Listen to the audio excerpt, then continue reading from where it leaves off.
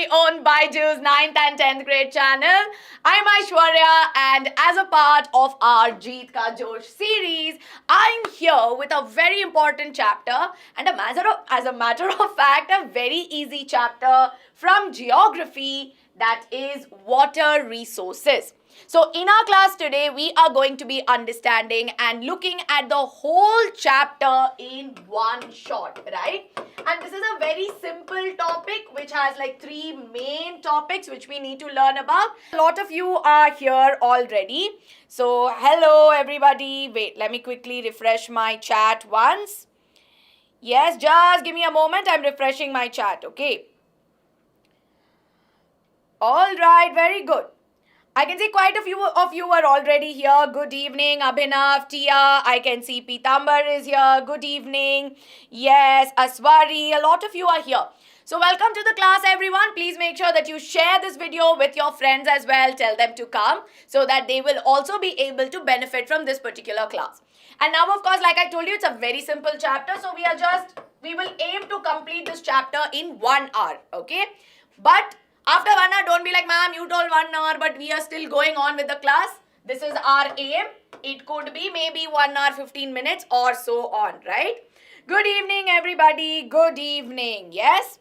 Okay. So very quickly, I hope that my audio, my video and my screen and what I've been writing on the screen is visible to all of you. If it is, please do give me a quick thumbs up. Now, I know that I look a little, like the light on me is a little dull because of course, the background is very bright, but I need you to focus on what is here. Yes, I will start the session. You give me a thumbs up and then I'll start. Is it good to go? Give me a quick thumbs up, everyone. Yes, is there Menti? Sadly, there is no Menti. Right? We will do a Menti class when we cover about few more chapters in geography, because so far we've covered your history portion, right? Ankita ma'am has already taken it. So now we'll be moving on to few important chapters from geography, civics, economics, and then of course, we'll be doing a collective Menti. Yes. Okay. Namaste. Namaste. Yes. Now, very quick thing which I would like all of you to tell your friends who may join the class, right? And of course, if they join a little later on, I would like you to tell all of them, because I know one very common thing you all ask me to do is, ma'am, आप हिंदी में बात करो, आप हिंदी में ये समझाओ. तो मैं हिंदी में definitely आपको समझाऊंगी, but mainly I will be using English, because when you're writing your exam, you are going to be, writing it in English, right? So it's important that you start becoming comfortable with English. But wherever you are absolutely not understanding, I will definitely teach in Hindi, okay? Don't worry. Yes. Now, no, I will not be teaching biology. I am doing geography today, right? I will be doing water resources. Now, how many of you have read this chapter, or for how many of you has this chapter already been completed in school? Yes? Your model exam is going to start in December. So, how many of you have this particular chapter for your model exams or for your unit tests? Ma'am, explanation requires Hindi na concept. I will do both, okay? Yes, some of you are saying your exams are going to be starting. Yes, ma'am, मेरे chapter में ये chapter हो रहा है अभी. ये chapter बहुत simple है, बहुत easy है. 3 main concept है, बस उसको आप अच्छे से पढ़ा लो, बाकी सब easy हो जाएगा. Okay, ma'am, do agriculture. We will be doing, after this we will do agriculture. Yes. So that's why I told all of you in the beginning only, so that you tell your friends also how we will go about this chapter, okay? And how my explanation is really going to be. Now, of course, as you all know, right, in this particular chapter, before I get started with the chapter, I'm sure you all hear about this. Now, mainly you are all in 10th grade, and you know that we have a 90-day roadmap to score 95% percentage in your boards 2023. And boards are coming very nearby. We're already in November, February, say your exams are going to start. And see, as much as we prepare, the nerves will slowly start kicking in, no? So for those of you who have some doubts on how to prepare, in case if you've still not started preparing, ma'am, I'm very worried, so when do I start? So for all your queries and more, you have Kriti ma'am and Arsh ma'am coming live in a webinar. See, this is not a YouTube live, it's going to be a webinar, and that too an Akash live webinar, which will be happening on the 13th of November at 12:30 p.m. So it's going to be on Sunday, and this will definitely help all of you. If you have specific doubts that you want to ask, this will definitely help you. Yes? schedule provide kar lo. So of course you'll be having it on our channel, no? So for the schedule and more, please stay subscribed to our channel, and of course in the community posts it will be coming. Yes, so don't worry. Now of course you know about Anthe. For so many months we've been telling about Anthe. I hope all of you have registered. In case if you still haven't registered, for those of you who want to maybe give the exam, you still have time, okay? Because you can register for the online exams and you need to register 3 days prior. So all you need to do is, in case before 13th, you have time till 10th to register for Anthe. Yes? Okay. Ma'am, is this chapter only for map? Actually, you don't have a lot of map work coming from this chapter. What kind of questions will come from this particular chapter? You can write this down, okay? From this chapter, you will mainly get short answer questions, right? Then you will have long answer based questions, okay? So, and it's more or less like a sure shot thing that one kind of question will definitely come, right? So, I will be telling you more about it.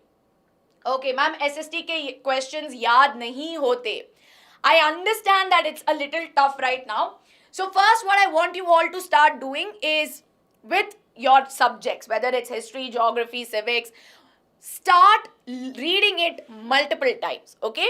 Now 2-3 times if you read, it may not register in your mind, which is why, you need to keep reading it over and over. And then eventually if you see, you'll slowly start getting the crux of it, right? Now one thing is, you don't need to exactly use the sentences as per the words in the textbook, no? So you can phrase it a little bit on your own words, but you need to have the phrases, okay? Yes, okay. We will be doing it. Start kariye, ma'am. We will get started. So now, of course, as you know, the chapter today is on water resources, no?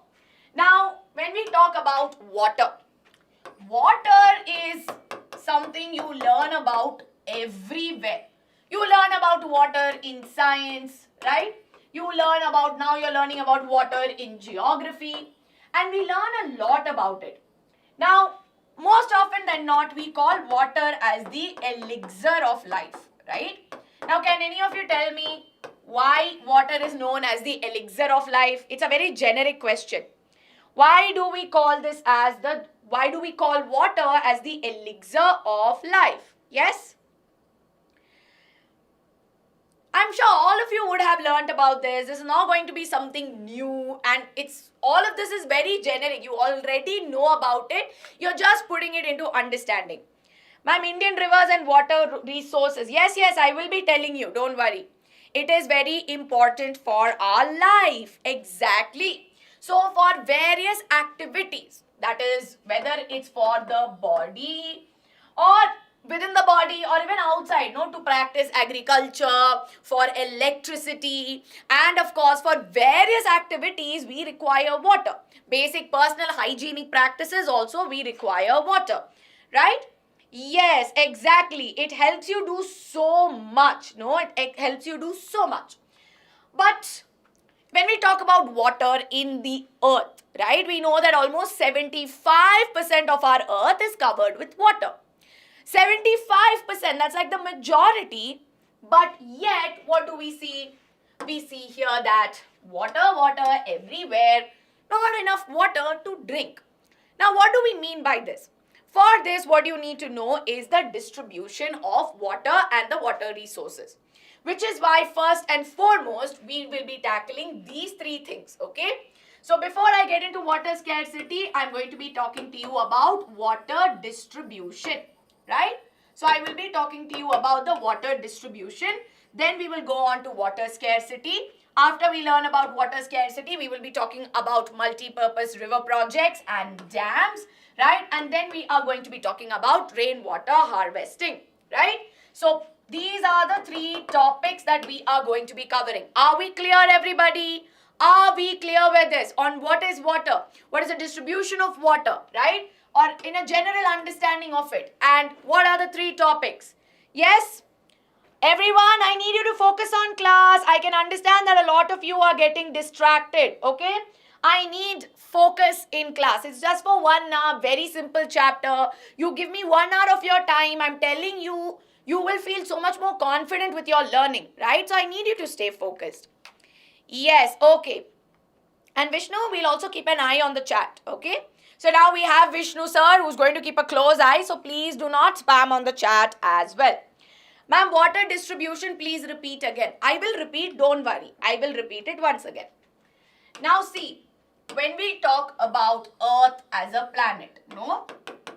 When we talk about Earth, we know that roughly 75% of Earth is covered with water, right? And the remaining percentage that we see is what we have land. Yes? Now, in this 75% also, we see that there are various types of water distribution.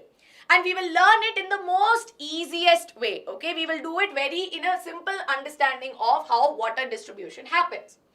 Now, before I go ahead, let's have a look at water distribution, right?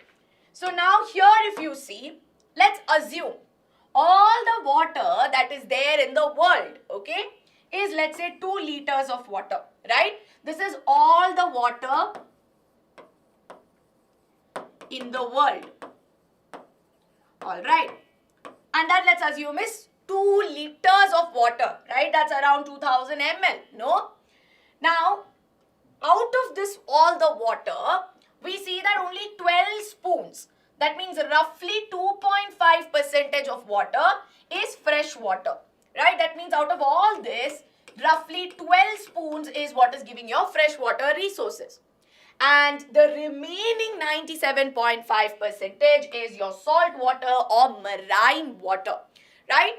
So in the 75% percentage that is there, if you consider it as one whole, we see that only 2.5 to 3% are freshwater sources, while the remaining is marine. So now you know that there are 2 kinds in water distribution. You have freshwater and you have marine water. Now, marine water has high salt content in it, right? So, there is high amount of salt content. And your marine water mainly includes all the oceans and the seas. What about your fresh water? Can you give me some examples of freshwater resources in the chat, right? Freshwater sources of that are there. Freshwater sources, give me some example. Marine water is nothing but that water which has high salt content. That means large amount of salt. Salty water, right? Which includes your oceans and seas. What about fresh water? Yes, very good. Underground water, rivers, lakes, ponds. Very good. So you have your underground water. Now you have your lakes. Then you have rivers, ponds, and so on. Very good. Now in this, can you tell me what do we use mainly? So for our day-to-day activities, whether it's drinking, whether it's for, maintaining personal hygiene, maybe like simply as good as, maybe taking a bath or washing clothes, or of course for irrigational purposes, which water do we use or which source of water do we use? Do we use freshwater source or marine water source? Can you tell me which one do we use? Glaciers also, yes, you can say ice caps as well. So I'll put ice caps. Okay. Which one would we use? Underground water, or we will mainly use freshwater resources, right? So out of this, what do we use? We see that for our day-to-day activities, we are using freshwater resources. Now in freshwater also, if you see, right, there is further distribution. So now we know that 12 spoons that we looked at earlier, no? So in 2 liters of water, 12 spoons are nothing but your freshwater resources. Now in these 12 spoons also, we observe that 9 spoons, that means majority amount of fresh water is found in ice caps. Then you have 2 spoons out of which are found in groundwater. You have around half a spoon, that's very little amount of water which is found in fresh water, and 1 drop. You imagine rivers which cover so much actually just make up the tiniest portion that is there. No? So here this is an analogy or a simple understanding of simple way of recalling how much or what is the distribution, right? I can tell you in percentage, telling it is 0.3, 0.7, but that's a very difficult way to remember numericals. But in this way, out of 12, 9 is here, 2 is there, half is there, 1 drop is there. It makes it easy, right? It makes it very easy to understand. Now, although we have so much amount of fresh water, which now we know is not quite a lot, right? This already in itself is very little.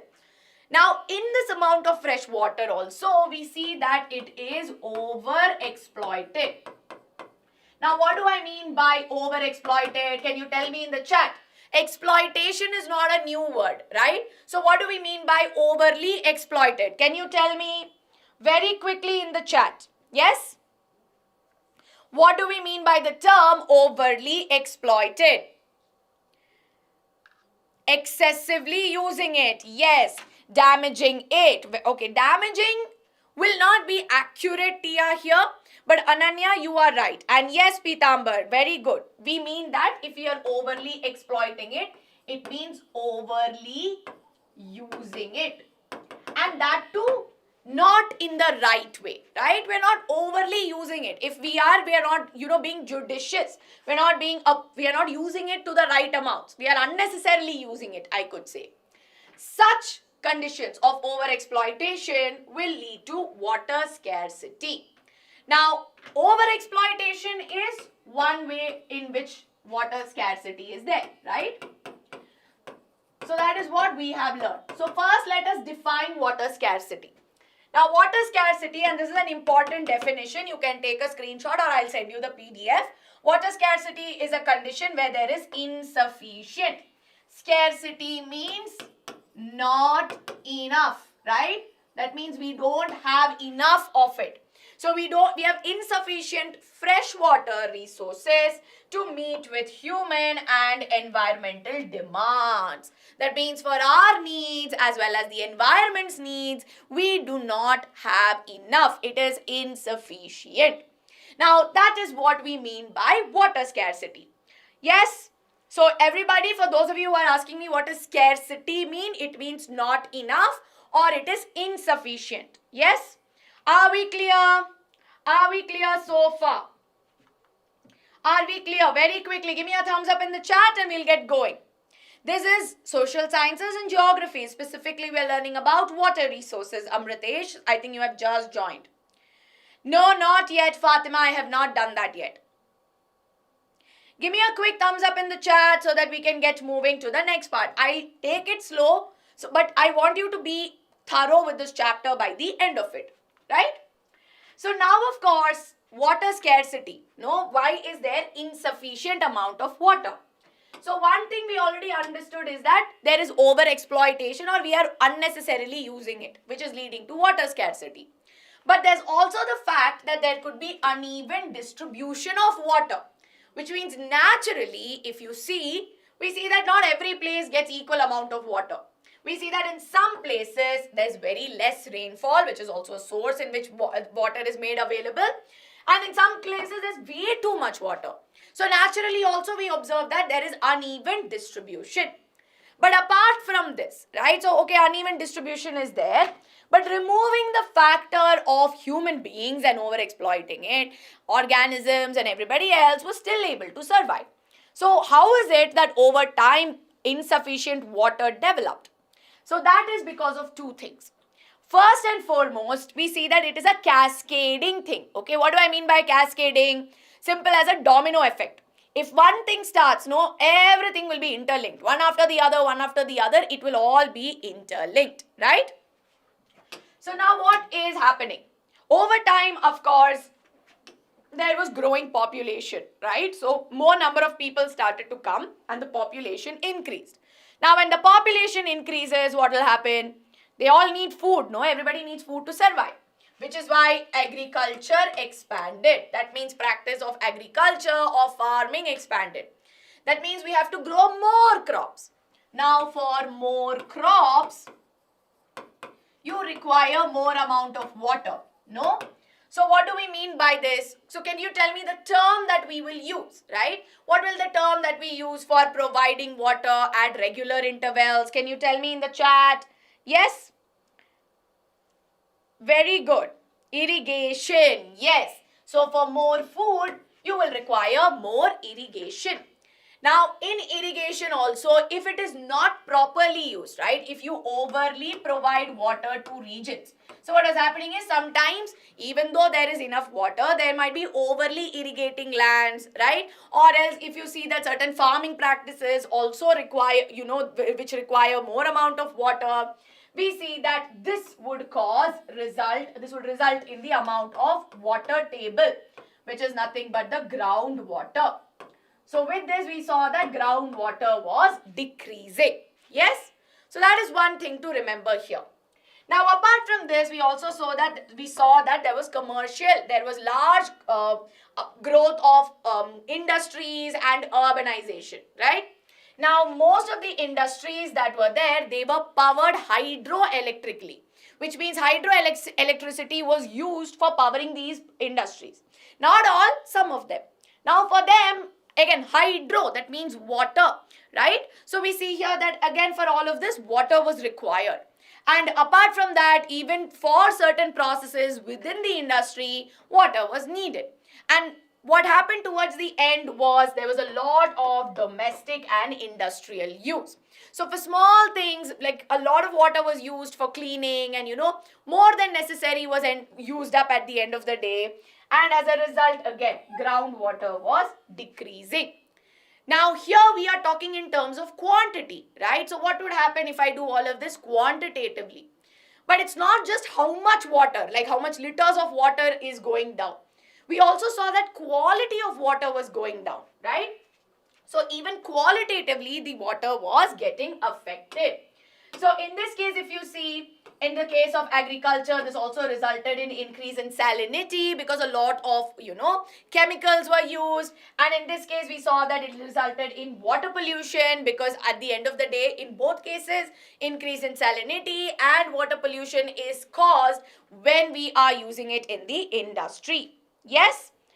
I can see Ronak is new to the channel. Welcome, Ronak. And very quickly, everyone, you make sure that you hit that like button and subscribe button if you are enjoying what we do. So are we clear with this? What are the causes of water scarcity, both quantitative and qualitative? This can come for a good 2 to 3 mark question. They will ask you what causes water scarcity. Then you need to elaborate on this, right? You need to elaborate on how growing population results in expansion of agriculture, which results in the decreasing levels of water table, right? And it affects the quality of water as it increases the salinity or salt content, right? Similarly, growth of industry also results in rapid urbanization and industrialization. That means that more amount of water is needed for industrial processes, and also to function or make those machines work, we require hydroelectricity, right? So that is also where we use water, resulting in decreasing level and water pollution. Yes? Are we clear, everybody? Can you give me a quick thumbs up? Are we clear? Yes? Quickly in the chat. Yes, PYQs are important. They are very, very important. Repeat again. I have quickly repeated, but I'll tell you once more.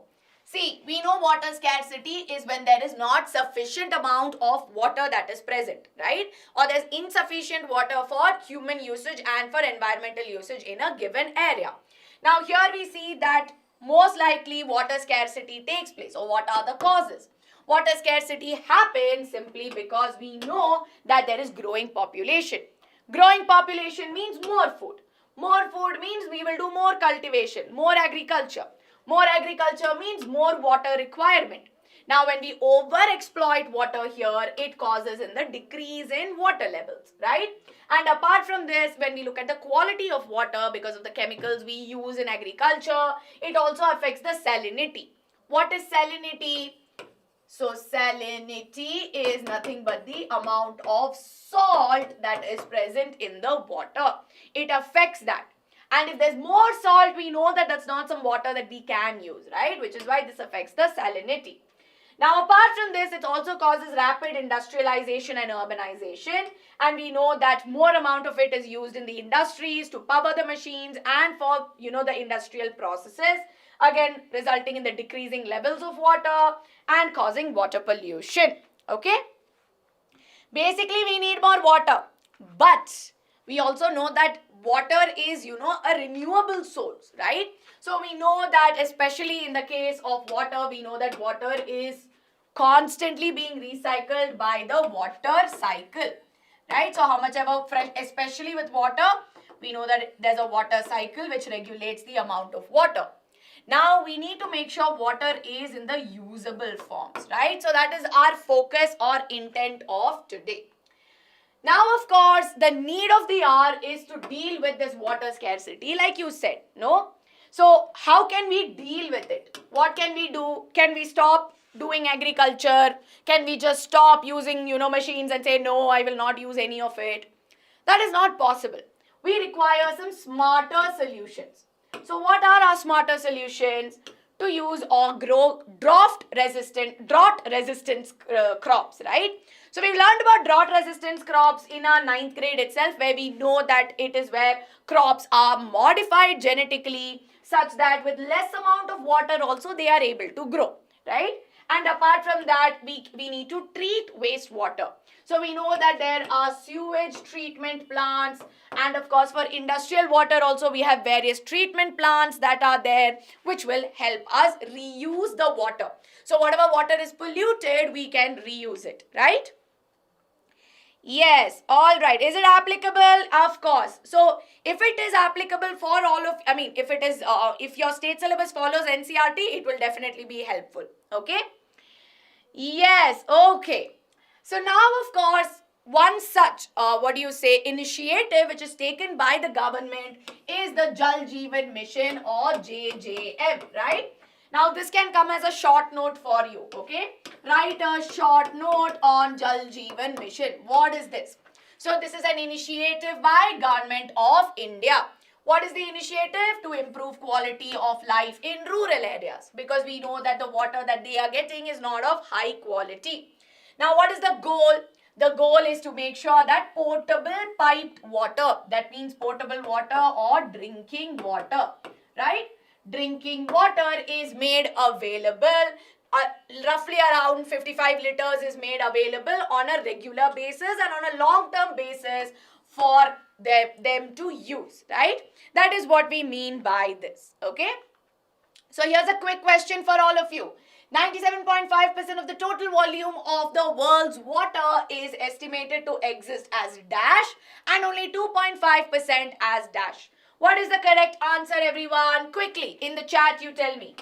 What is the correct answer here? What does this dash and dash stand for? Yes? Can you all tell me?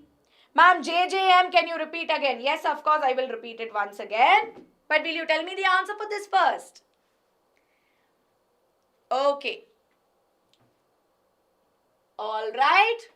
97.5% is nothing but salt water, while the remaining is fresh water. Bharat, the next chapter most likely we will be covering agriculture, okay? So stay subscribed to our channel. If you like this video and if you like how we are teaching you and helping you out with social sciences, please make sure that you like the video and you stay subscribed to the channel, okay? That's how you show us your love, no? We're not asking for more. We're just telling you like and subscribe. Nothing much. Yes? Okay. Now quickly for Hemlata on JJM, that is Jal Jeevan Mission. 3 points you need to write. And like I told you, it is an initiative which was taken by the government of India. Why did they take the initiative? Because they wanted to improve quality of life. Because see, at the end of the day, imagine you wake up in the day, what do? You brush your teeth, you wash your face, right? Then maybe after, drinking something, maybe drinking tea or drinking milk, you'll go take a bath. Now, 3 out of 4 activities that I just told you about requires water, right? So, it's important that for the kind of life that we lead also we need water. But sadly, in the rural areas, we observed that it was not enough, right? So, what did they do? They decided that we will give them potable piped water.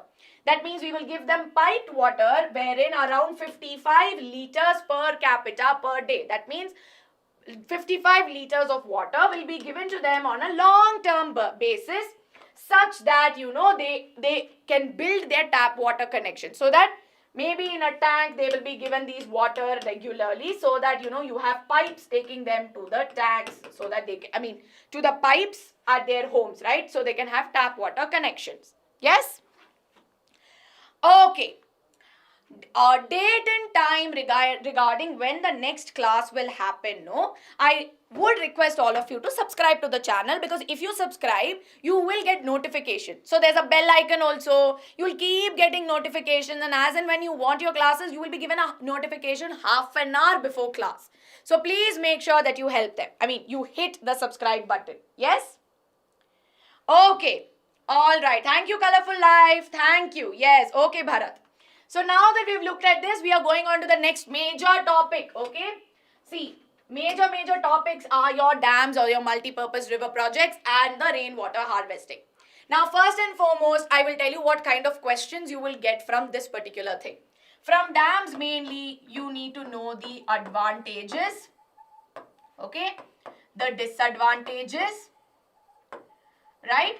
Then what else do you need to know? You will need to know about the social impact it causes, which we will cover. The social impact. And last but not the least, you should know about the Narmada Bachao Andolan. So Narmada Bachao Andolan sometimes will come for around short note questions will come from that particular topic. So this is what we are going to be learning, and I need you to focus when I'm learning, when I'm doing this part, because again you can and most likely you will get questions from this particular topic. So what is a dam first of all? Okay.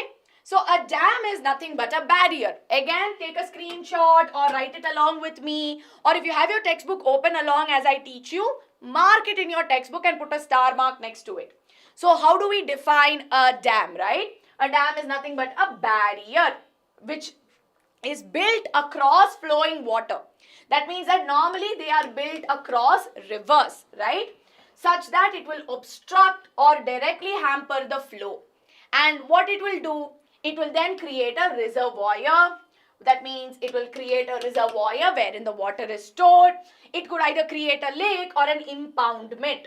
Now, impoundment is nothing but a very fancy word to say reservoir, where it is stored or it is not allowed to go anywhere else, right? Kind of like it is trapped. And we know that most dams that are there, they will have something known as a spillway, okay? So, if you see, a dam would look something like this, okay? It looks like a shoe actually. So, they'll have these parts known as spillways, okay? So now a spillway is like a connection wherein if there is more amount of water and they want to release it, no? Then we see that through the spillway, water will be released to the other side. So a spillway can be simply defined as a, passage or a section through which water will flow out through continuously or intermediately as and when required. Okay, are we clear? Yes? Are we clear with what is a dam and what is a spillway? Yes, very quickly in the chat, can you tell me? Again, cricket is knowledge. Please stay focused on class. Otherwise, our chat moderator is looking very keenly. He might end up blocking you or, timing you out, which I don't want, right? Ma'am, please explain once again. Yes, I will explain this. Now, I'll explain it in simple words for all of you, okay? So now, what is a dam? So a dam is nothing but it is a barrier which is created which will obstruct the flow of the river, right? Now it is built in such a way that now what will happen is it will result in water getting trapped or stored, no? So now what will happen on this side, it will result in the building of a reservoir, okay? Wherein water is stored, yes? And along with this, we also know that dams that are there, so this is the top view, but if I show you the front view, we know that dams will have certain passageways or I would say, sections through which the water can flow from this side, which I will call as part 1, to the other side, which is part 2, right? So here this is part 2. So it'll have a section through which it can flow out. So this section that is right here is what we call as a spillway. Yes? So this is how we define a dam. The key word for you that is there. The laptop, is it? Yeah. So the spillway that is, so the key word for you when you are defining dam is the usage of the term a barrier or an obstruction, right? that will hamper the flow of the river. Yes? Okay. All right. So now that we know about what are dams, right? Let's look at how many types of dams do we have. So we know that dams are not something new to us. We keep hearing about it. And later on, we will also understand why we call dam as a multi-purpose river project also. So now when we talk about the types of dams or the classification of dams, we can do it in two ways. One is based on structure and material. And as the name suggests, no, based on what you use to build it, you can classify dams as timber dams, embankment dams, and masonry dams. Now, the remaining part of it is not there, but you guys being the curious students that you are, timber dams, like the name suggests, timber. That means that they are mainly made up of wood. While on the other hand, when you talk about embankment dams, we know that they are mainly made up of rocks and soil, wherein, an embankment.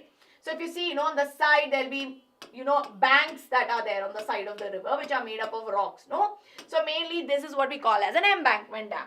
Then you have masonry dams wherein they are made up of brick and stone and they are bound together by using cement. Yes? Okay. So now of course this is the broad classification based on structure and material. Now dams can also be classified based on height. You have low dams, medium dams and high dams. And very easy, right? As the name suggests, low dams where it is built very low. So we see that this distance is not much. High dams or your medium dams are of a medium height. High dams are very high built, right? Which means that your reservoir is at a much greater height than this part. Yes? So are we clear, everybody? Are we clear? Yes, Rock Rawat, please ask me. Yes, you can ask your doubts. Timber dam, once again, timber dams are nothing but those dams which are primarily made of wood that is there. Okay. Ma'am, am I late? I'm half an hour into the session, but we are still, slowly getting into it. It's a very easy topic. Yes, ma'am, it is clear. Ma'am, इस chapter का important questions करवा दोगे? हाँ, जरूर मैं करवाऊंगी, but अभी के लिए कॉन्सेप्ट समझना इंपॉर्टेंट है, इसीलिए मैं चैप्टर का टॉपिक्स कवर कर रही हूँ. उसके बाद सेपरेटली हम एक एनसीईआरटी सेशन करेंगे, ठीक है? यस. मेंटी नहीं है आज. How to spell the last type? Masonry, MASONRY. Okay. Ma'am, session class 9, yes, but of course there had been some rescheduling because of the lunar eclipse session, but we will do it later on, okay? Don't worry. Ma'am, ये syllabus में नहीं है हमारा, कोई नहीं, extra information हमेशा आपको help करेगा. See, इनका explanation, इनका details आपके textbook पे नहीं है, but because आप पढ़ रहे हो embankment dams, instead of just learning it, at least know what it is. No, that's why I have just put. Okay. Masonry, MASONRY, masonry. Are we clear? Chapter का नाम क्या है? Water resources. वाटर रिसोर्सेस आपके text book में है ये chapter, ठीक है? मैम, मीडियम डैम्स के बारे में बता दीजिए. See, medium dams are very common, okay? I mean, I have seen a lot of medium dams, I would say, more than high dams, and low dams also I have seen. See, it is with respect to height, right? So medium dams, if you see, they are not very high, okay? They're not very tall also. They are built at a reasonable distance, yes, but they cover a large area, okay? So they're built at a larger area. High dams, as you know, the reservoir is very high up when compared to the river. So a large distance is there. And normally, if you see, high dams are something that you can see pretty commonly. Yes. हाँ, मैं Cristiano Ronaldo को जानती हूँ. Okay. All right. Okay, everybody. So very quickly. Yes. Okay, this is for class 10. So now very quickly, everybody, I am going to move on to the next part, okay? That is on understanding hydraulic structures. See, a dam that is there, if you see, is something what we call as a hydraulic structure. Now, I missed this part, so I'm just going to quickly touch upon it. Now, what is a hydraulic structure? Now, what do I mean by this? Can you tell me? Can you all tell me what you understand by the term hydraulic structure? Yes? In the chat, very quickly. No, a lot of map work will not come from this chapter. Yes. Water structure, okay? Ma'am आप ये हिंदी में बताओगी? हाँ definitely, एक बार मैं English में बताऊंगी और उसके बाद हिंदी में बताऊंगी. Hydro means water. Very good. Yes. So a hydraulic structure is a nothing but a structure which is powered by water, right? You can say powered by water, or which involves water. Again, I want to make it as easy as possible for you. Nobody's going to ask you define hydraulic structure in the chapter, right?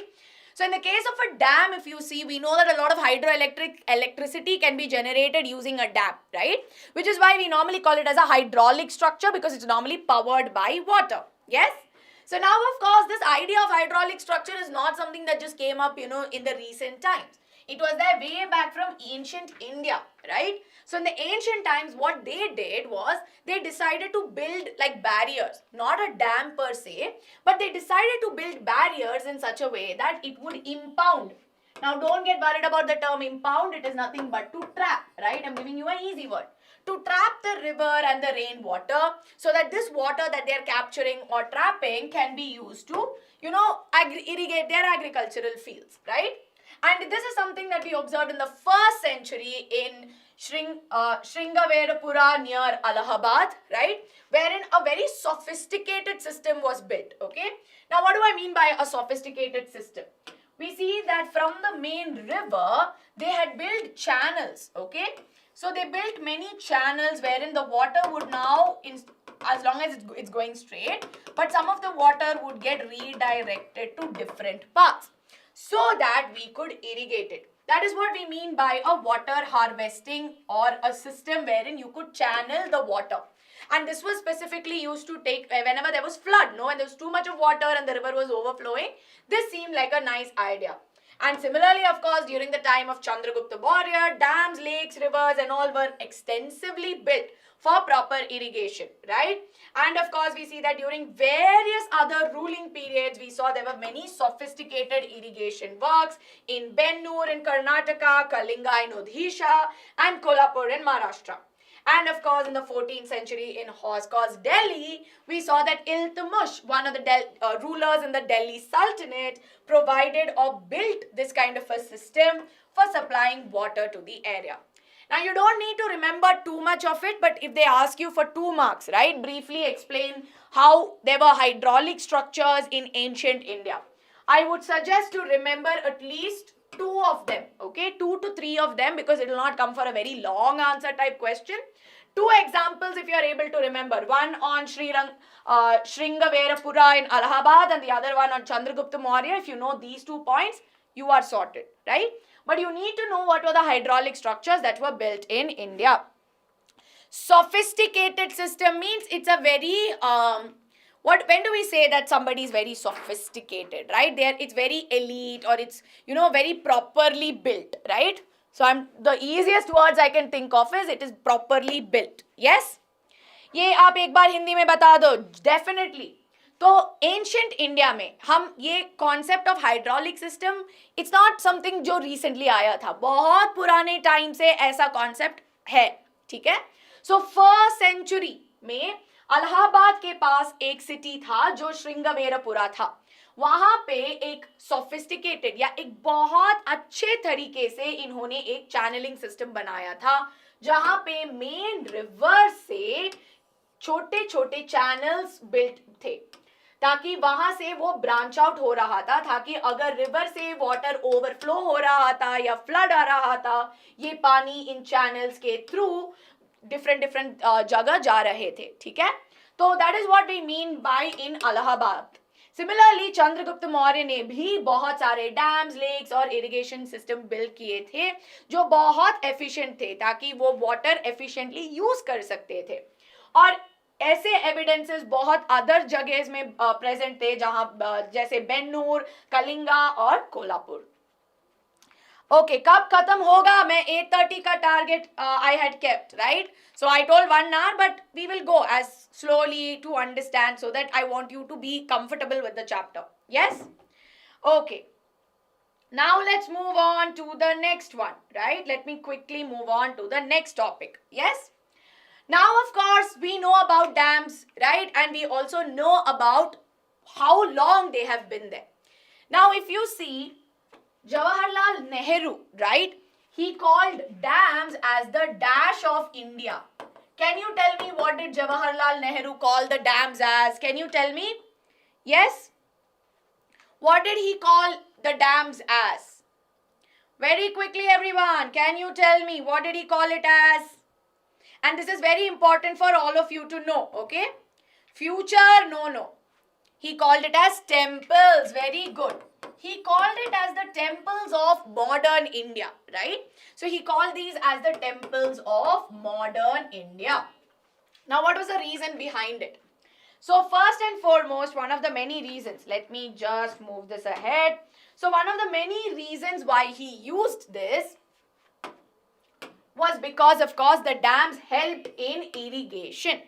Now we know that irrigation is nothing but providing water at regular intervals, right? Now earlier also we saw that naturally there is not proper distribution of water, but rather it is little uneven, no? In some places like in Meghalaya and all, there's heavy rainfall. Some places like Rajasthan, not enough water. So with the help of dams, what they were able to do is, there were two purposes. First and foremost, they were able to provide, I don't have place here, so I'm just going to move this. Yes. So here if you see, they were able to provide water to areas which did not get enough water, right? So which did not get sufficient amount of water, they were able to provide it. And that is what we mean by irrigation. Now apart from this, there was one more purpose.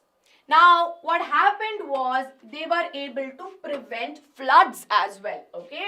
So if there was excess amount of water that was there, it could get stored in the reservoir that was there, right? So we saw that they were also able to prevent floods. Yes? Now this topic is very, very important. I need all of you to pay attention in the chat, okay? I can see a lot of you are getting distracted. Need to pay attention here. Yes? So this is what we know, how they contribute towards irrigation. Now along with this, we also see that they played a key role in providing hydroelectricity. Now how did the dams help us in generating hydroelectricity? Now the thing is, if you see, again, a dam would look something like this, right? Let me just redraw that again. So if you look at the dam, it would be, yes. Now what happened was, there were channels through which water would flow through the dam, okay?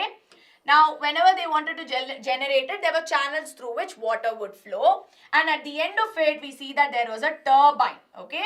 So let me maybe show you a little away so that it becomes easy. Now we see that at the bottom, there are turbines, right? And we know what turbines are. We saw these turbines were there. Now as the water flows through it, the turbine will turn. No, it will keep turning. It will keep moving. And this in turn was connected to a generator. Right? So this in turn was connected to a generator. So this movement will, go to the generator, and this in turn will generate your electricity. Right? So we see that how hydroelectricity is powered. No, are we clear with this? How we are able to get this. Now very quickly, before I go ahead, if you have any doubts, please do ask me now. But for those of you who are telling me, ma'am, I'm waiting for mentee, आज का class में mentee नहीं है, मैं बोल रही हूँ. So very quickly everyone, please don't tell me आपने धोखा दिया last में, because मैंने आपको पहले से ही बताया था कि आज का class में mentee नहीं है, ठीक है? Yes, you can ask me your doubt. It is done like this. Exactly, this is how it is done. Thank you, Colorful Life. Thank you. Yes. Any doubts in this so far? The first 2 points, because I told you in your exam front, this is what is going to come mainly. Yes? Okay.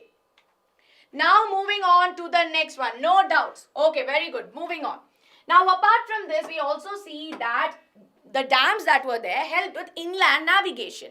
Now in rivers or in especially inland sources, what happened was, there was not enough water, right? Or the water was very shallow, because for boats to go in it, there was not enough water. It was very shallow. But with the building of dams and with the reservoirs coming in, the amount of water content increased, which means that it allowed for boats to move around, which again helped with transport, again brought in a lot of connectivity. And apart from that, it also allowed for some recreational activities like, I'm sure that you would have all seen, kayaking or river rafting. These are all things that we see, right? So it's very important to understand. Now, of course, with this, we also see that it acts as a refuge for some birds. We have some water birds which are there. And of course, you know that in large scale commercial production of fishes, these in some parts of the dam can also be used for this. Now, if you see, the dam is not used for one purpose, right? We use it for irrigation, hydroelectricity, navigation, recreational purposes, breeding. So here the purpose is many, which is why we call it as a multi-purpose project. Are we clear with this? If they ask you why are dams known as a multi-purpose river project, what is the reason behind it? You must be able to answer that this is the reason. Are we clear, everybody? Are we clear? If water is everywhere, why is there a scarcity? There is a scarcity because the amount of usable water is not there. We have just explained this some time back, so you can rewind that part and check it out. Yes? Okay. And you can take a screenshot of this because this part is important. You will be getting the questions from this part mainly. That's why I was very slow with this. Yes? So these are your advantages and why we call it as a multi-purpose river project. Now here are some of the important dams of India, 2 examples which are given in your textbook, and you will be able to, they may ask you the examples in your exam.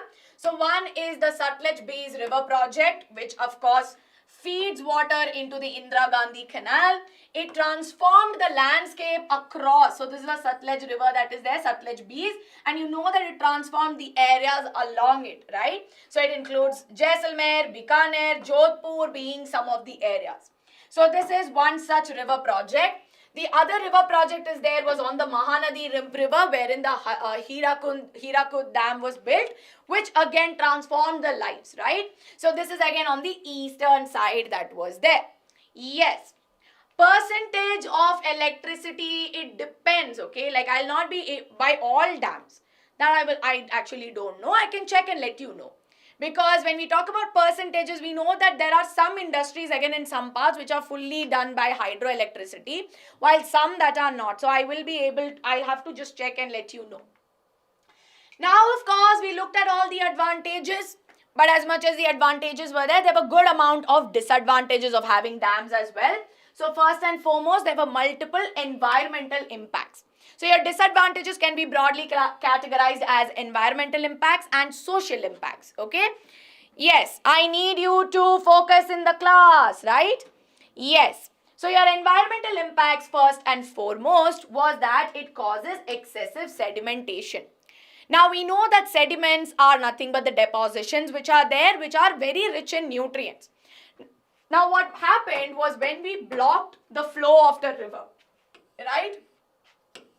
So what happened was when we blocked the flow of the river, on one side we saw that the sediments were getting deposited. So on one side we see that there is excessive sedimentation, or wherein we see that there is large amount of sediments present. But on the other side we see that it becomes very rocky. The bed becomes very, very rocky. Now both of these things are not ideal for the aquatic life. Right? Because we know that when there is excessive sedimentation on one side, it results in the formation of rockier beds. No more amount of rocks are there. And they normally get weathered due to the flow of water. But if your flow of water is only obstructed, then more amount of rocky beds will be there. And if more amount of rocky beds are there, then this causes a poor habitat for aquatic life. Now, how is it causing? Because you know that too much of anything is bad. This will again cause chemical imbalance, which is not good for the atmosphere, which is not really good for the organisms. And rockier beds again are not very ideal. Now, apart from this, when I say that is how it results in a poor habitat. But apart from this, we also know that in freshwater sources, we know that there are fishes or there are some aquatic organisms which will travel, right? Or they migrate for reproduction. Now we see that for breeding or to make more of themselves, we know that they have to go from fresh water to maybe a marine source, or they need to go elsewhere. Now in this case, when you build a dam, you are actually obstructing that, which again affects the aquatic life. So are we clear with this? Yes, are we clear? Okay, Vishnu, I think Vishnu sir is going to be becoming very strict if you all are all, spamming in the chat. Okay, so I need you to keep focus on it. He may be timing you out. And somebody asked me, said, ma'am, can you please, I have a doubt, can I ask you? Let me know what your doubt is. Then I will move on to the next 3 points. I will do that in the end. Inundation channel, sorry, I will be doing that in the end. So just, Lucifer, could you stay till the end? I will be finishing that. Are we good to go? Give me a quick thumbs up. Yes, it is clear. Very good. Now, apart from this, what we also observe is that there are few things. Now, rockier beds, and if at one point, if water starts getting collected, no? So here if you see, on the reservoir side, you see that water is getting collected, okay? Now, this water will seep and it will affect the plates, right? The tectonic plates which are there. It will affect the tectonic plates at the bottom. And if it starts affecting the tectonic plates, this can cause earthquakes. So at a longer run, this could also be a disadvantage. Now, apart from this, if you see collection of water, right, especially see, rivers have a natural flow. The obstruction is what is leading to the issues. So at one point we observe that not enough flow of water will again not allow enough weathering of the rocks, and this again will affect the soil fertility, because again on one side there's excessive sedimentation and on the other side there's not enough, thereby it causes soil fertility, and side by side it will destroy the vegetation that is there, right? It affects because stagnant water, and then we see that too much of anything is bad, no? So if a water is kept, you put a plant inside a water or you put too much water to a plant, it is not enough, right? They'll not be able to survive, which is why on the surrounding areas we see that there is loss of water. And surprisingly, this point, which we learned that dams are, used for preventing floods, we see that if the level of the water in the reservoir increases due to heavy rain, no? So if there is heavy rains, and then we see that the water level increases, this could damage the dam, right? Which is why we see that they have something known as floodgates through which they will release the excess water. Now, this excess water which is released through the floodgates is or can cause floods, right? And this is something we saw in Maharashtra. Yes? How many of you have seen this? There was a case of this in Maharashtra, right? I think in 2006, the example is given in your textbook, no? So this is something that you need to remember. Yes, I will change the pen color. Oh yes, I can see that it is not very clear. So are we clear with the environmental impacts? As you can see, there are 7 points you need to remember, which is why you will get this for a long answer question. Okay? Yes. Okay. Yes, Manlit, we will do. We'll be having it very soon. Gender religion. Give me a quick thumbs up, everyone. I'll move on to the next part, okay? If we are good to go. I'm going slow because these are your main parts of the chapter. Ma'am, how loss of vegetation and soil fertility? See, again, loss of vegetation and soil fertility is in the surrounding areas, right? So what happens is that when there is water, especially in the reservoir regions and on the other side, see, I'm talking about the reservoir regions. So here what happens is that water is stagnant, no? And what happens is that when the water is stagnant, it starts leaching into the surroundings. We see that surrounding vegetation that is there will get affected. So first and foremost, vegetation is destroyed, right? To make way for water, and whatever water is there will affect the vegetation. 2 points, yes? And of course, at the end of the day, if you see here, we have loss of soil fertility as well. Okay. Now, moving on to social impacts, right? Now, to build a dam, no, it is not as simple as I draw, where we have the river and then after that I'm just going to build a barrier and dam ho gaya, abhi khatam ho gaya. That is not the case. Now, for the dam, you need to build a reservoir, right? You need a large space to store water. So you need good amount of area to build the reservoir, which is why we see that surrounding villages where the dams are built, we see that they are evacuated or they are asked to move out and they will destroy the village so that they can make space for reservoirs, right? And what will they say? They'll be like, see, if you move out, but I will give you some money for this also. I'll give you money so that you will be able to survive. Which is why in this case, mass displacement of people take place. Large amount of people, that too one whole village will be asked to move, right? Because more amount of area is required to construct the reservoir. And along with this, after they, construct the reservoir, sometimes they are not given proper amount of money or reimbursement from the government. And say they got that also. There are also impacts where there is unequal access of the dam's water. So they'll say that I'll build this dam and then you will get water, you will also get water, you will also get water. But at the end of the day, what will happen? Maybe on only one side there will be water which goes and then the other side there is improper balance. Which is why we see that at times the water is not channeled properly. This will also cause some interstate disputes, right? So we know that there was, especially if I have to give you an example on the especially Krishna Godavari, right? We know that there was an objection which was raised by Karnataka and Andhra by the Maharashtra government.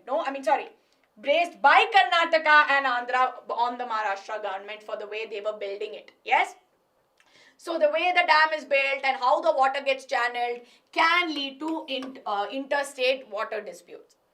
Now apart from this, we also see that channeling over or not, if you get too much of the water also, you start using unnecessary cropping methods like intensive and commercial cropping where you end up using more amount of water, right? And if you start using more amount of water, this will again lead to increase in soil salinity, which means more amount of salt content, and eventually it will start to affect the soil, making it infertile. Yes? So are we clear with the fact of social impacts? 4 social impacts are there. How many of you are clear with this and how many of you want me to explain this once again quickly in the chat? Yes, and then I think by 8:50 we will be able to wind it up, okay? No, ma'am, it is all clear. Third point, fir se. Yes, definitely. See, the third point is what happens is, see, some of the rivers that are there, they flow through multiple states, no? So what happens is that at one state, maybe if they build a dam and they decide to channel the water, it could affect the other states. Because we know that there is unequal distribution or unequal access which comes at the end of it. So there are times when due to maybe multiple reasons, okay? So let's imagine I built one dam here, okay? But when I was channeling the water, I decided to channel it only on this side. I refused to give it to this side. And this side is actually, owned by a different state. Which means now this area's, cultivation, agriculture, requirements by the people will get affected. This means that within states, there will be a dispute that gets created. Which is an example that there are many examples, but one common example is between Karnataka and Andhra government against the Maharashtra government, right? When they wanted to build a dam. So yes, are we clear? What is the definition of dam? Dam is a barrier that obstructs the flow of river, right? Yes, ma'am, disadvantages fully once again. Okay. So मैं हिंदी में आप सबको disadvantages एक और बार बताऊंगी, ठीक है? All right. So social impacts of dams. See, disadvantages, we know there are environmental impacts where we have 7, starting with the fact that it results in excessive sedimentation, जहाँ पे sediments जो होता है, जो nutrient से rich है, वो एक ही side पे deposit होगा. और दूसरे तरफ rockier stream bed होगा, जो ये दोनों कारण के वजह aquatic life affect हो जाएगा, right? अगर aquatic life affect हो जाएगा, then we know that that's also due to the fact that it's now causing an obstruction in the flow of the fishes. जो fishes different regions migrate करते हैं reproduction के लिए, उन सब का भी migration में obstruction आएगा, and now this will affect them. Apart from that, we also see that it can result in loss of soil fertility, and of course causes loss of vegetation and the soil, because it needs to expand and it covers large area. No, the reservoir will cover large area, which is why they'll have to destroy the vegetation. Then again, we know that dams are built to protect us from floods. But if the reservoir, sometimes due to heavy rains, the reservoir will get over flooded, and as a result, the floodgates are released. Now, when the floodgates are opened, it can cause flood. And then, of course, we know that due to the collection of water in the reservoir, the water will seep into the, Earth's surface, affecting the tectonic plates, resulting in earthquakes. Now, ये environmental impacts है. Social impact वो होते हैं जो हमको affect करता है. So in this case we know that for building the impoundment और द रिजर्वायर, एक पूरा विलेज को वो एम्प्टी करते हैं, तो मास डिस्प्लेसमेंट ऑफ पीपल होता है, जहां पे more areas required to construct the reservoir.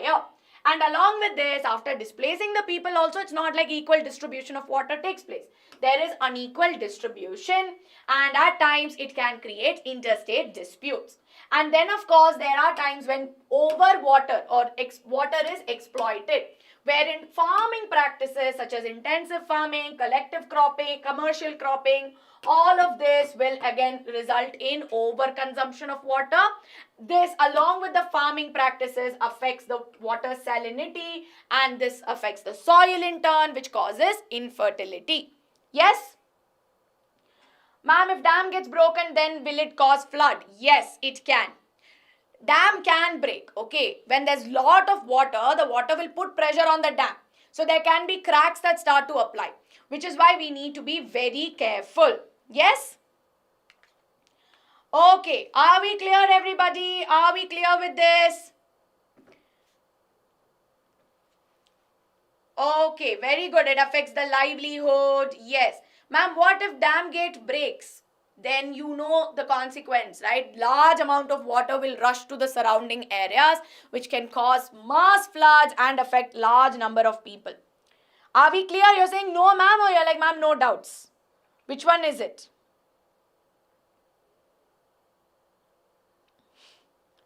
How can it be prevented?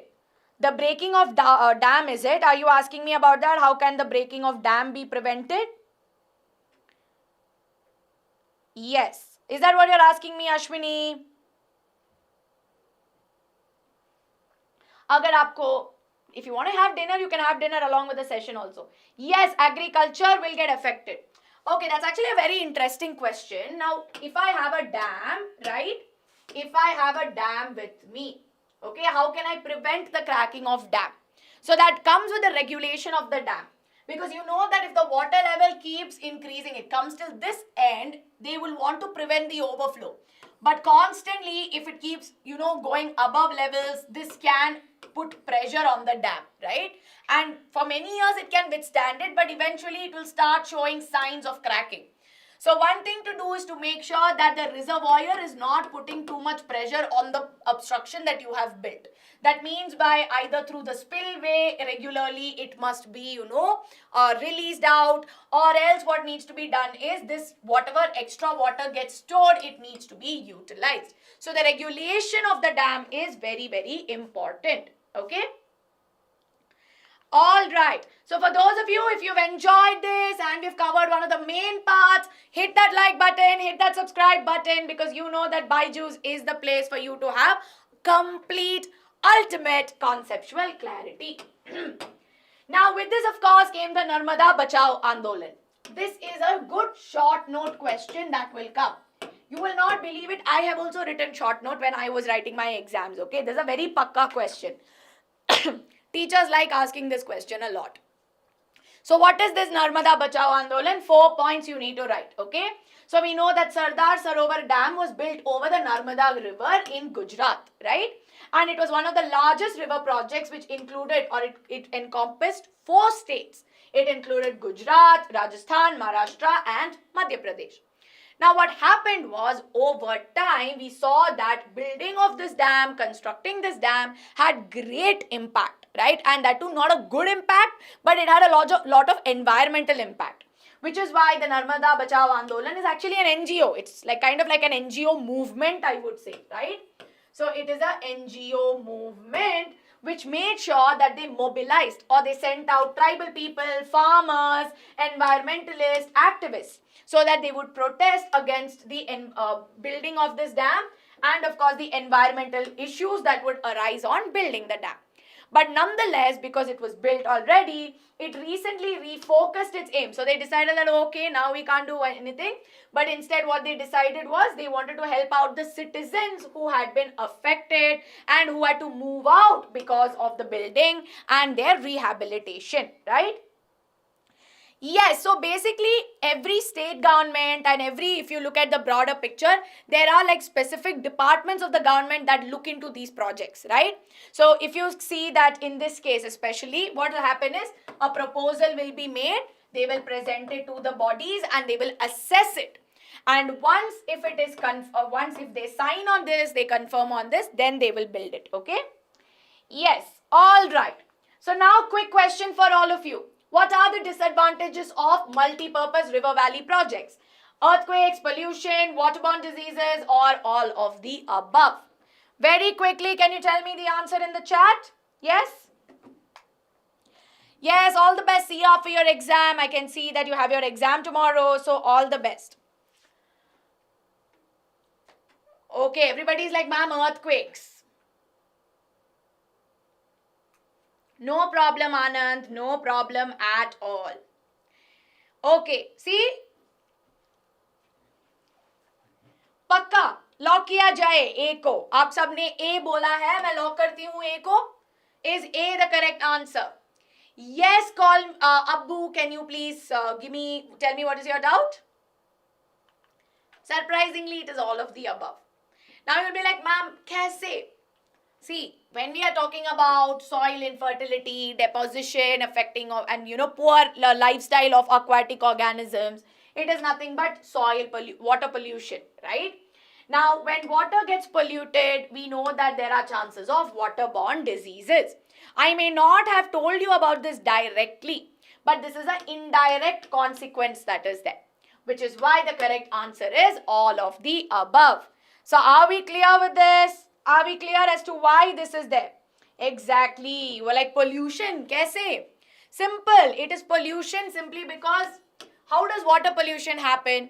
Water pollution does not only happen by if some sewage is released into water bodies. There are multiple ways in which water pollution can happen. That is, of course, when there is chemical imbalance also. No? So all that deposition can alter the chemical composition resulting in pollution. No? That is why we say this. Please doubt पूछ लीजिए Abbu. Please doubt पूछ लीजिए. Waterborne diseases, of course, we know that water bodies are subjected to this, right? Which is why in the construction also, when you think about it, lot of chemicals are while they build it, there are chances of waterborne diseases also. Soil pollution. Yes. See, disease is a very far-fetched thing, okay? Not like every dam will be spreading water pollutants, not like, every dam water is bad. These are the potential chances, okay? That is what is important. Ma'am, what is X, ma'am? X. What is that? Thank you, Sony. Thank you. Now we'll move on to the last part, okay? I told you 8:30, but now clearly it is 8:50. Give me 10 more minutes. We'll wind up by 9 o'clock, right? So in the next 10 minutes, we are going to be looking at rainwater harvesting. Yes? So we'll be looking at this part. Now, what do we mean by rainwater harvesting? See, rainwater harvesting is not something new, no? All of us would have learned about rainwater harvesting in our lower grades, right? Yes? How many of you have learned about rainwater harvesting? How many of you remember this? Okay, how many of you have also made models? You would have also made models on rainwater harvesting, no? Ma'am, yes, 5th standard, I know. Me, I've also made rainwater harvesting models. No, I have not learnt. Okay. So, you would have definitely learnt about it, or else, of course, in my case, I've made models. Divya says, ma'am, in our village, my grandpa has done it. Exactly. So, even in our house, we will see this, no? Okay. Purna, can we all focus in class? Purna, Simran, all of you, very quickly. Yes, so I can see that I had done it and I got first prize. Very good. So, rainwater harvesting is not a new concept and it's as what it says. What is rainwater harvesting? It is nothing but the collection. So, we are collecting what? We are collecting rainwater, right? So, it is the collection and storage of rainwater that runs off from where? That runs off from rooftops, parks, roads, and open grounds. So, this is what we mean by rainwater harvesting. Yes? Now again, why is rainwater harvesting so important? We have dams, no? Why rainwater harvesting? Because unlike multi-purpose river projects, rainwater harvesting is economical, okay? So we see that it is socially, what do you say? It is socially better, or I'm trying to find the right word. So it socially is benefiting. I'm making some simple words. Then, of course, we see that it is economical. That means that it is cheap and you don't need to invest a lot of money as building a dam. And, of course, the third thing and the most important thing is it is environmental friendly. Right? So, it's environment friendly. You are not damaging anything. You are just building it in your house. So, this is a viable option.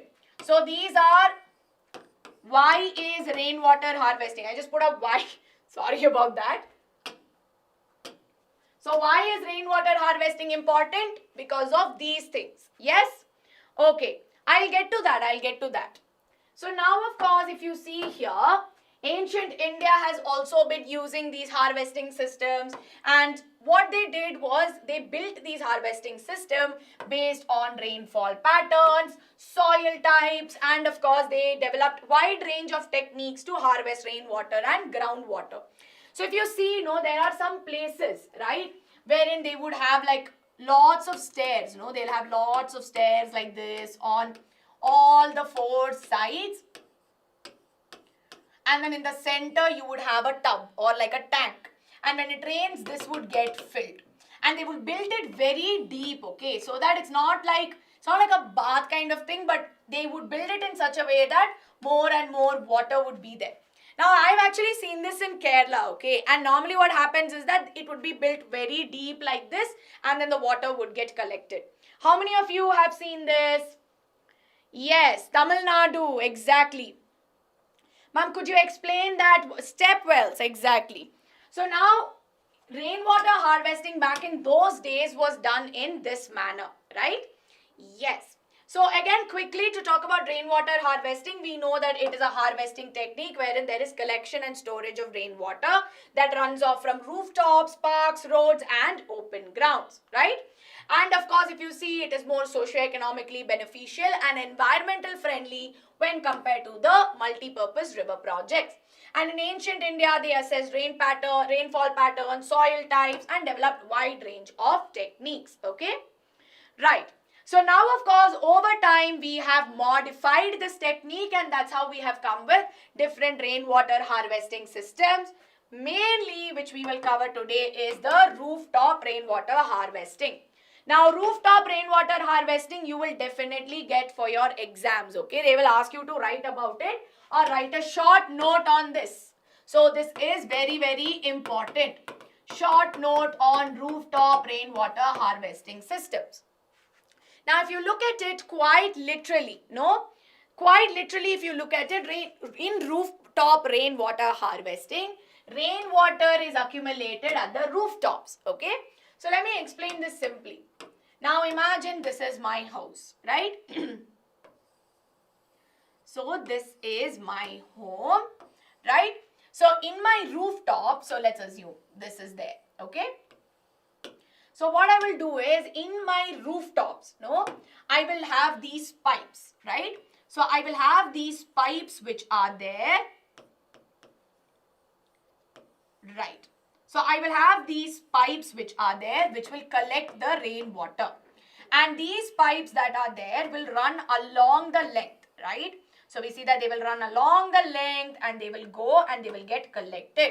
So when it rains, So when it is raining, all this rainwater will get collected in the rooftops where there are pipes, and then it will flow down to it wherein it will reach a tank. So there will be an underground tank, or normally they build it underground now. And some of you are asking me, ma'am, how do they filter? So here normally they will add a filter, or sometimes there will be sand and everything which will filter out all the unwanted particles. Yes? So we see that filtering is normally done using sand and bricks. Okay, they will filter it out in such a way that sand and bricks are there. It will seep through it and it will reach a underground tank where it will be stored. Now water from the first rain is not collected, so that normally the first rain that is there is used to clean the pipes on the roofs and on the other pipes. They will just clean it, okay, and they will discard it. Then from the second rain onwards, we see that water gets collected. And this will be normally stored in a tank which is used underground. And some cases when the tank gets full, no, they will pump it up to a storage sump on top. So we see that there are two ways of it. And in this case, we see that this water is normally used for household activities like, bathing, or, probably for cleaning and everything. This water is normally used. And this is something we see which is observed in arid and semi-arid areas. That means in places that don't receive a lot of rainfall and have naturally not enough water, we practice this. Yes, exactly. It was used in Rajasthan. So here it's a very common practice that we see in Rajasthan. But apart from Rajasthan, it's also common in Meghalaya and Shillong. And it's successfully implemented in some of the villages in Mysore as well. And Tamil Nadu, of course, has been the first state in India that has made it mandatory for rooftop rainwater harvesting to be there. So if somebody is building a new house, they must have this rainwater harvesting system. Yes?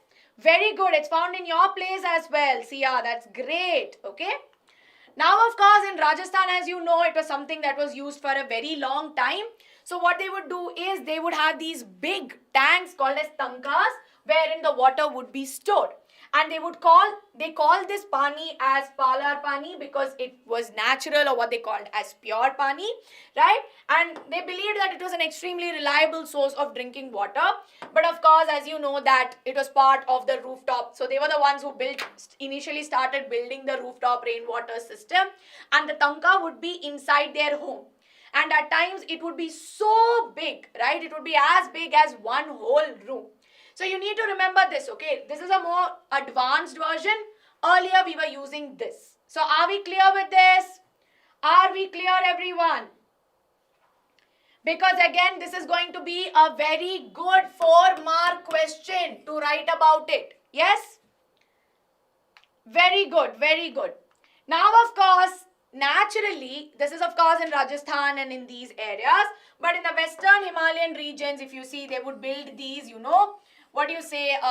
depressions, or they would have like these channels to collect rainwater, which was again used for agriculture, right? For their agricultural and other practices, they would build gulls or kuls. And of course, in some other semi-arid areas, they were building a khadeen or a johad, where again the rainwater would be collected. But this was not very streamlined, which is why, of course, using a rainwater system was more better. Okay? Tankas, normally what they would use is, they would use, they would be normally using, because it was back in those days, they'd build it with sand only. Okay? All right. Yes. Bamboo traditionally, okay. But bamboos were mainly used. It was a modification of it, where there were many bamboo channels. Many bamboos were cut into half, and the hollow part of it was used to make a bamboo drip irrigation system. And the bamboo system that you were telling me was mainly used in Meghalayas, because it has a very mountainous terrain. No, if you look at it, it has a very mountainous and it's at a very height. So for getting the rainwater and to channel it, they used to build this bamboo drip irrigation system. And an inundation canal system is when you have a river and then you simply build a channel or a canal away from the river, so that from the main river, this canal would then, bring in the water for irrigation. So that is what an inundation system is, right? And we find it in Bengal. So here's a quick question from your textbook, that is on how to describe modern adaptations of traditional rainwater harvesting systems that are being carried to conserve and store water. Now this is not a direct question, it's a little bit on application. So how do you do it? Give a basic introduction to what is what, and then give examples of traditional rainwater harvesting systems from different parts. So start with the definition of what is rainwater harvesting, right? And then move on to how in rural India's different parts of it were adopted, and of course later on we have made advanced versions. So then you can give about how in Meghalaya you had the bamboo pipes, and of course in Gendatur we had the village wherein it was implemented, and in Rajasthan where tankas were there. And then you had the modern version of it. So you have to write these 3 points, and for this question can easily come for 4 marks. Yes? All right everybody, so are we clear? People back then also thought about nature. Why can't we? That's a very strong question and a very good question, Shreya. And that's what we need to do. Over time, we've become so dependent on technology, infrastructure, that sometimes we're forgetting about that the fact that when we construct things, right, we need to be more mindful about the environment. And if we don't be mindful, that is when it becomes difficult to survive. Yes? Are we clear, everybody? Are we clear? So with this, of course, we come to the end of today's class, right? Very simple and easy question. Yes, so much explanation in SST. But I want to know one thing. When we go a little bit more deeper, you understand how we can make mind maps for this chapter and how the whole chapter in itself becomes easy, right? This becomes very simple and easy. Yes? Ma'am, follow voting system for SST. Is it with respect to chapters, or do you want questions to be in the form of poll questions? What is that you want, Bharat? Yes, I will be sending the notes, right? Yes, okay. What is this voting system that you are telling about? Yes, it's in Cherrapunji. Okay, ma'am, repeat this topic, the whole topic, or do you want me to do only one part? Menti, maybe from next time we'll have Menti towards the end, okay? But for today we don't have Menti. So I'm going to quickly wind this up. For those of you who still have doubts, I'm going to explain. Oh, I'm sorry, not Cherrapunji. Sorry, I think it's Maheswaram. Yeah, sorry, I missed that out. Exactly. Cherrapunji was earlier, but now it has changed. Thank you for that, Hemlata. And sorry, guys. Okay? So now, of course, we started off with understanding what is water scarcity and how water scarcity have qualitative aspects and how it can damage the quality as well as the quantity, right? And we also we learned about dams, which are multi-purpose river valley projects. What are their advantages? What are the disadvantages of using them? Then we know that there are social impacts of dams, which of course talks about mass displacement, unequal access, interstate disputes, and of course we know that there is river water harvesting systems. Now traditionally we have gulls or kulls in the western Himalayan region, khadeen in the semi-arid areas, we have bamboo drip irrigation in Meghalaya, and inundation system in Bengal. So before I wind up, I hope all of you have registered for Parent Club. That's happening on 10th of November, where Chetna ma'am is going to be talking about whether curiosity is a superpower. Link is there in the description box. Yes? Okay. Now, for those of you who want a voting system for chapter, if you have a priority of what chapter needs to be covered next, do let me know in the comment section below. And of course, if you enjoyed this class as well, you should let me know in the comments, right? Okay. Now with this, thank you so much, and you know that we've got you covered no matter what. And if you like what we do, if you like the fact that we are going our way out to helping you in every chapter so that you ace your board exams, then you know what you have to do for us, right? You need to make sure that you like the video, you share it with your friends, and you stay subscribed to our channel. Yes? Okay. Ma'am, please repeat this topic. Prince, I hope that you have not specified the topic, right? So very quickly, you can just rewind the part where I have explained.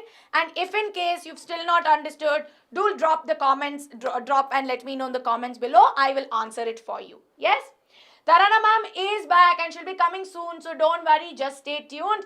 In the meanwhile, you know, Ankita ma'am and I are here to help you out with your social sciences, right? Yes. Thank you so much, everybody. Thank you so much. I hope that I will see you very soon, and hoping to see you very soon, everybody, again. Bye-bye and have a nice day.